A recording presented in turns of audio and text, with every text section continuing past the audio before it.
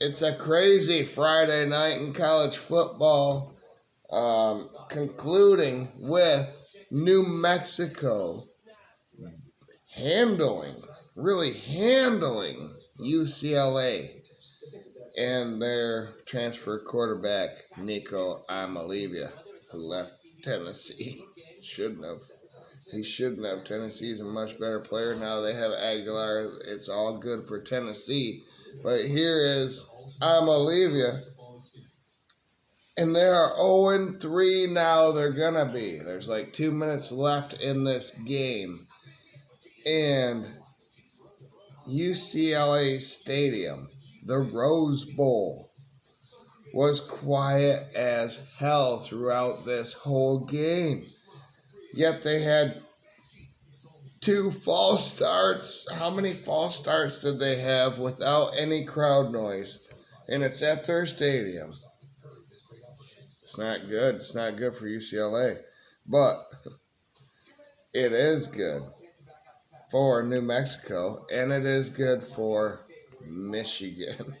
Because, as you know, every opponent that each team plays needs to do good for the team that they played. All right, so like for Michigan, we played New Mexico.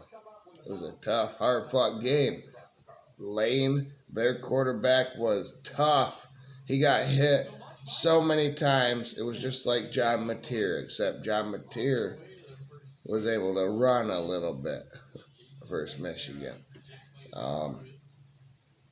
Man, New Mexico them winning is a good thing. All right, so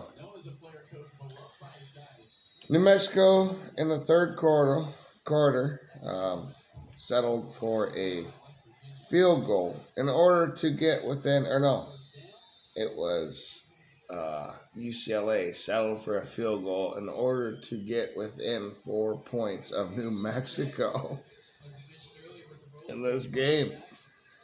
I was interested in this game, like I said, because Michigan beat New Mexico, and you want all of your opponents to do good. So, New Mexico immediately, right after that, marched down the field and scored a touchdown to go up 21-10.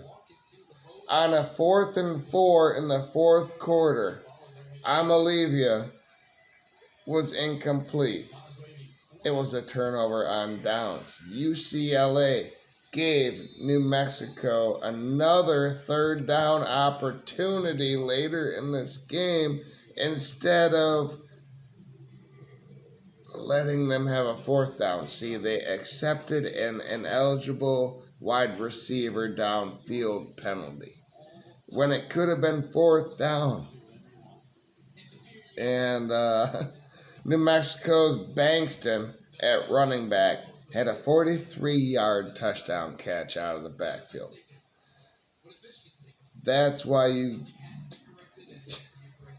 the down and distance, everything, UCLA, Deshaun Foster, they don't know what they're doing. As New Mexico scores again, McKinney Jr. here live. It is 34-10.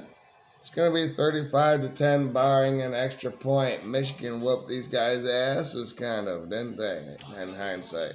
So I knew after New Mexico played Michigan that they were going to upset some people. Granted, UCLA is down bad.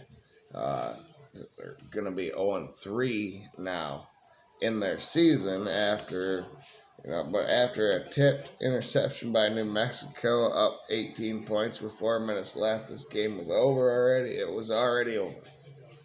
Now it's 35-10.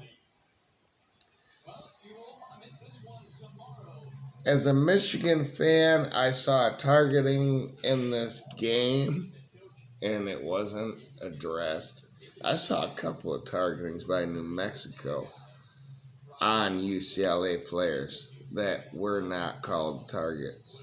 And as a Michigan fan, I can't help but say, why was Jason Barham's versus New Mexico a targeting? He just wrapped the guy up face to face, A couple of these were more egregious. So I kind of don't like that, officials. But anyway, let's talk about the rest of Friday. I mean, New Mexico made Michigan look good after Michigan lost to Oklahoma. Now Michigan plays Central Michigan tomorrow, and we'll see what happens. But on Friday night, Indiana beat Indiana State 73-0. And I believe Indiana was ranked by the AP, and they proved why. Their quarterback, Mendoza, only had one incompletion. I think it was 19 of 20, and he had 5 passing touchdowns. Omar Cooper Jr., their wide receiver, had 4 of those TDs on 10 catches for 207 yards receiving. Amazing offense by Indiana, but shutouts are always very impressive to me no matter who the opponent is, and Indiana's defense had one of those as well. Syracuse gave up 24 points to Toothpaste, Colgate. I'm a Crest guy myself, but they scored 66 points versus Toothpaste. So, hey, they're on the winning side. Houston is now 3-0 after beating Colorado.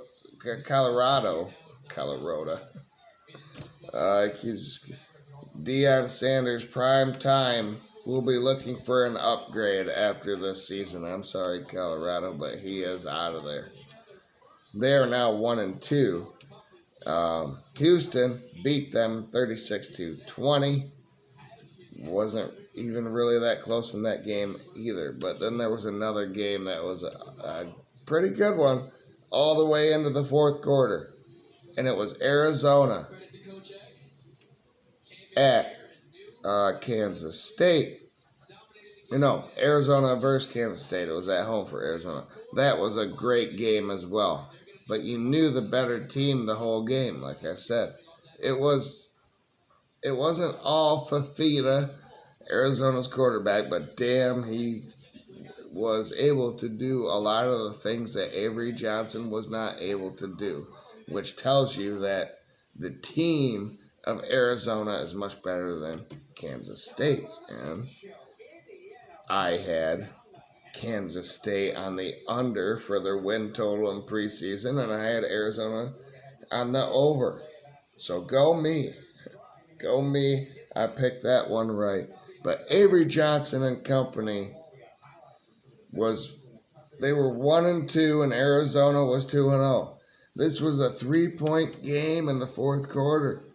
And Marty, Arizona's running back, had on a 3rd and 15 because of a 5th offensive hold by Arizona. They kept shooting their own selves in the foot as well, but came out on top. Marty got a check down for a first down, and then for a touchdown. Just kept running. It was gone. And then Fafita, the quarterback, got another first down running.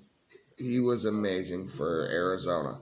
But they had to settle for 3, giving them a 6-point lead with 4:25 left in this game. But they got the ball right back. Avery Johnson is not if he had a better team, he might be better, but he is not a good quarterback. All right. So 1-3 now. As a starting quarterback, that whole team is terrible. Kansas State is terrible. So anyway, Arizona got the ball right back and kicked another field goal, but it was wide left. And this gave Kansas State a chance. They had the ball under 2 minutes left in this game. They had to go score a touchdown down 6 points. And Avery Johnson was not good. He had time. It looked like he was trying to figure out, should I run? What should I do? He didn't know what to do. And man, it didn't get done. So on 4th and 7, Avery Johnson was incomplete. And Arizona is now 3-0. And Kansas State is out of the playoff for sure now. Maybe they make a Big 12 title game because this was not technically a conference game between these two Big 12 teams. Maybe they could do that and make the playoff if they want it, but they're not going to. They're 1-3 now. I believe Kansas State is going to have a bad season, and I predicted that Arizona, even though, I'm high on Washington and Jed Fish, but Jed Fish left a lot there to like at Arizona, and so they won here tonight. Hopefully Saturday. And Saturday night is going to have some of these games where it is as exciting as this. Maybe we get some upsets like New Mexico beating UCLA. Is that an upset? I don't know, but UCLA sucks. But New Mexico is pretty damn good, and they beat them by 25 points, so it's proven. It's proven. What do you think? What does that say about Michigan now going forward after their loss at Norman, in Norman versus Oklahoma? Can Bryce step up and prove himself? It's not him. Like I said, I had a quarterback rant video. That's not him. The rest of the team has to step up around Bryce without the head coach. That's a noon game tomorrow, and then I get to watch Tennessee, Georgia, and Notre Dame, Texas A&M at night tomorrow. And that's going to be awesome. So, man, Friday night recap for you. Indiana looked really, really good. Houston's now 3-0. Arizona's 3-0 and looking good. And New Mexico is making Michigan look a little bit better. Thanks, everybody, for tuning in. Like the video, please. Don't forget to do that. Subscribe if you have not. And we'll see you tomorrow after Michigan beats Central Michigan. Maybe I do videos before that. We'll see.